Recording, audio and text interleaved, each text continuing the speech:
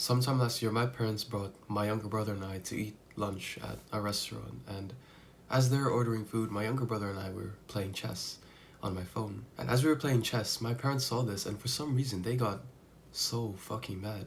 They started cussing us out, they started scolding us, telling us that we were supposed to spend this time together. All we do is just play video games all the time. This kept going on for maybe 10 or so minutes until they eventually started insulting us. My dad legit looked me in the eye and told me that we are so disappointed in you. He even wished that I was a daughter instead of me. And this fucked me up. This kept going on and on for the entire lunch and as we were going home. And as we got home, all I could do was just lie in bed and cry. What I found is that the reason many guys might have shit mental health, things like depression, anxiety, is because of your parents. Your parents constantly scolding you, belittling you, or they might even have shit mental health themselves. And because of the way they raised you, their shit mental health transferred to you. Your parents might have a short temper, and this can be annoying at times when you're just simply trying your best at something and they just yell at you for doing it. You just need to understand things from their point of view. There's a reason they may be so easily angered. Could it be a lack of sleep? Stressed because of work? Rushing to pay the bills? When these things come into perspective, you may start to understand why your parents act the way they do. Just like mine. I found that my parents, they work almost every day, bro. They work their asses off to provide for me and my siblings. So they can be stressed because of that, especially when they see that their son is just wasting his time playing video games all the time. Imagine being your dad, your mother, whoever it might be, and you come home from work. You just finished a 9 to 5. You've been yelled at your boss many times. You got fucking elbow grease. You have back pains. And you had to wake up at 6 after you slept at maybe 11 or 12. So you're pretty much sleep deprived. Imagine coming home after all that, telling yourself that you're doing this for your family.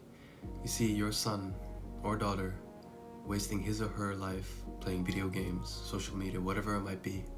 Imagine that.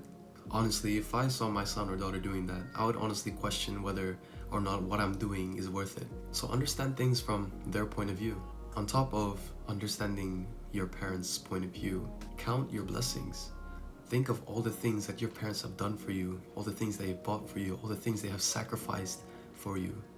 My parents, they used to live in the Philippines, and they've sacrificed time with friends, family, a nice house, to bring us all the way to New Zealand for a better future. They work their asses off every day. My mom has cuts on her hand because of washing dishes so much at her work.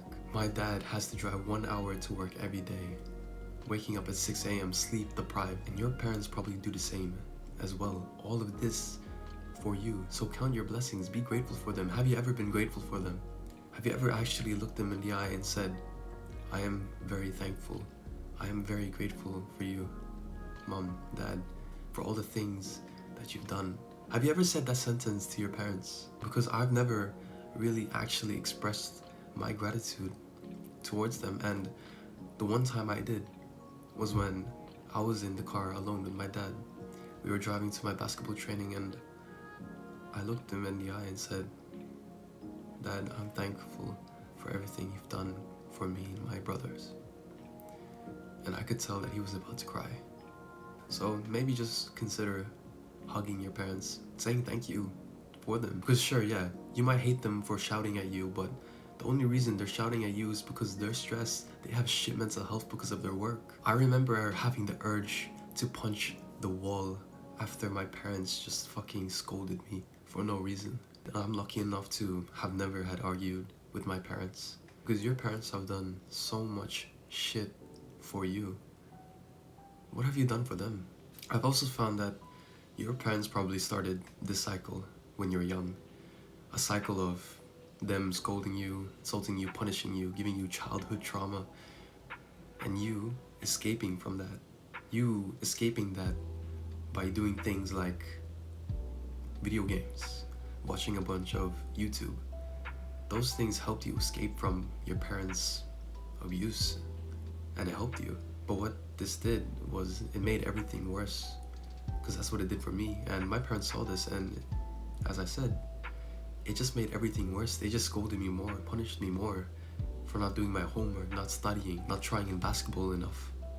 You need to break the cycle of them scolding you and you escaping from that and them scolding you even more. Or maybe you just need to improve your relationship with your parents, and to do both those things, to escape this cycle and to improve your relationship with your parents, is to simply improve your mental health. And to improve your mental health is simply by doing 2 things a day, or as best as you could. And those 2 things are, believe me, this is gonna sound like bulkaka, but the first one is meditation and the second one is gratitude journaling. But before you say anything, what meditation does is that it helps you practice mindfulness. And what mindfulness is pretty much the counter to anxiety. When you're anxious, you have all these thoughts racing your head about, oh shit, what is he thinking of me? Oh shit, what do I look like? Oh shit, this part of my hair sticking out. Oh shit, do I look good or not? I've had those times where I just have my fucking hands sweaty as shit. I'm looking around seeing if anyone's looking at me. This made me awkward as fuck, and it honestly made me hate myself. And what mindfulness does is that it helps you stay in the present. It helps calm these anxious thoughts you have constantly. And to meditate, a great app to use is Medito. I'm not sponsored by them or anything. I mean, like, I have 36 subscribers, why would they even sponsor me? But with meditation, all you gotta do is just focus on one thing, particularly your breath. And every time you lose focus, all you gotta do is just bring your focus back. That's all meditation is. And you just gotta do that maybe 10 seconds a day, 1 minute a day, and you'll begin to see that your mental health is getting a little better. And what I mean by that is you begin to have less anxious thoughts. You begin to stop worrying about how you look all the time, because that's what I've been through. By simply meditating, I've calmed those thoughts by so much. So consider meditating. And the next thing is gratitude journaling. And with gratitude journaling, all you gotta do is just write down shit that you're grateful for. When I mean grateful, I mean really grateful. Like, you actually have to smile. You have to realize that you've taken this thing for granted. Like this water bottle. I'm grateful for this water bottle. I'm grateful for this hand sanitizer. I'm grateful for these earbuds. Just be grateful for one thing and you instantly become happier. Because by being grateful, your body releases serotonin, the happiness chemical, which makes you happy. And by doing this, you build a habit of gratitude. You say thank you more. You feel grateful for the things that you've taken granted for, like your parents. Write down a list of shit that your parents have done for you that you should be grateful for. My parents have sacrificed so much shit to get me to where I am today, and I'm not doing them any favor by just wasting my time, wasting my potential playing video games all the fucking time, not trying at my studies, not taking care of myself. Because what would have their sacrifices have been for? Think of that. And a third thing is sort of like gratitude journaling, but it's more of a visualization. And this thing is called negative visualizations. And it's pretty self-explanatory. You think of something really bad happening to you or someone else that you might care a lot for. In this visualization, think of your mom, your dad, your guardian, whoever it might be, but someone who is really important to you. Once you have that person, close your eyes. I hope they're closed. Now, you have this person in your mind, yeah? For this visualization, I'm gonna use my mom or your mom, but it can be anyone really. So think of a place you see your mom almost every day. The couch, some stool, the counter. Think of a place you see her every day. Everything is going as usual. You go downstairs, you go to the other room, you see her. Day by day passes until one day you see that she's become sick. She starts coughing. She looks a little paler. She grows weak. And as days and days go by, she isn't able to go to work anymore. She's so pale and weak that she's bedridden.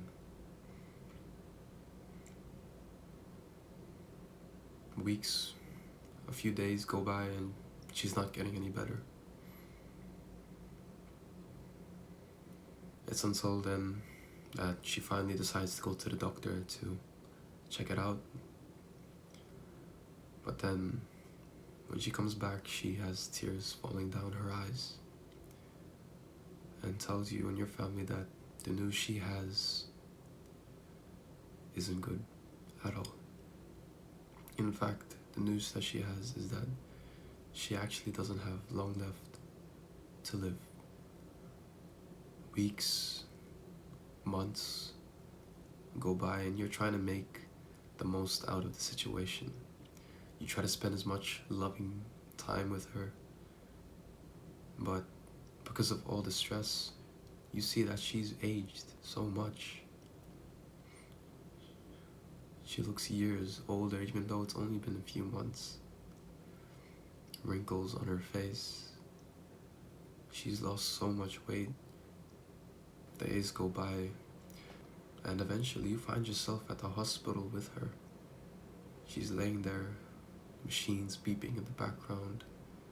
Your mom's struggling to breathe in and out. You have this anxious feeling in your throat. You know something bad's gonna happen, but you don't know when. You and your family visit her almost every day. And you pray and pray that she'll eventually get better. Until one visit, you're there holding her hand.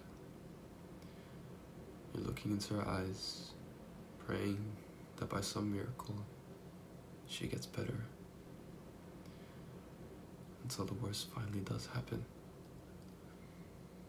You feel her grip in your hand loosening, and the machines flatlining. Your mom died.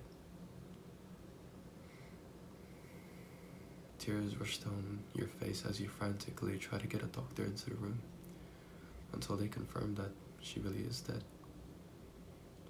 Fast forward to the funeral and you see yourself watching her coffin slowly descend into her grave. And the tears run down your eyes and you feel a huge void in your chest. On your way back home, no one speaks, no one talks, it's only silence.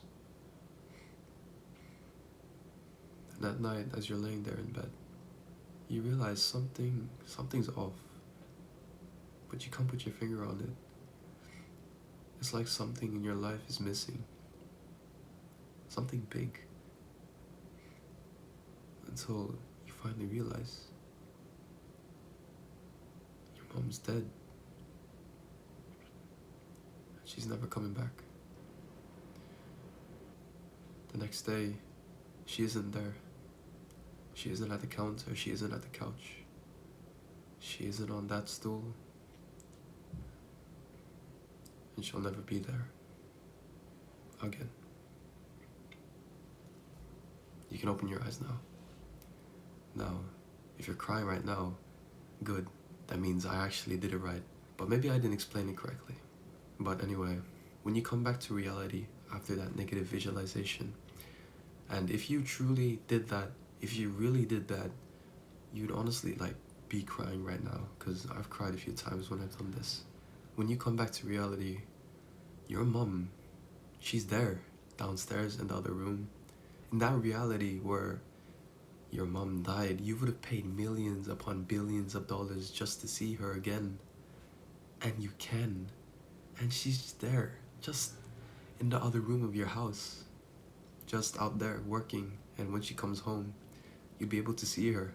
In that other reality, you would have never been able to hug your mom again. As you can probably tell, with negative visualization, what it does is that it makes you so fucking grateful. And this can be done with legit anything. It can be with a different person, or it could even be with your hand. It can be with your foot, maybe your house, anything. Visualize something terrible happening. Come back to reality and realize that you have that thing, and be grateful for what you have. But in conclusion, bro, your parents, they just want what's best for you. And you're not doing them much of a favor by wasting your time and their time. So maybe try a little harder. Maybe help them out in the house more. Or better yet, go up to your parents, say that you love them, hug them, or you could just even say, thank you, Mom and Dad, for everything you've done for me. But anyways, my name is Glanz, and I hope young guys improve their mental health. Take care, and I'll see you later.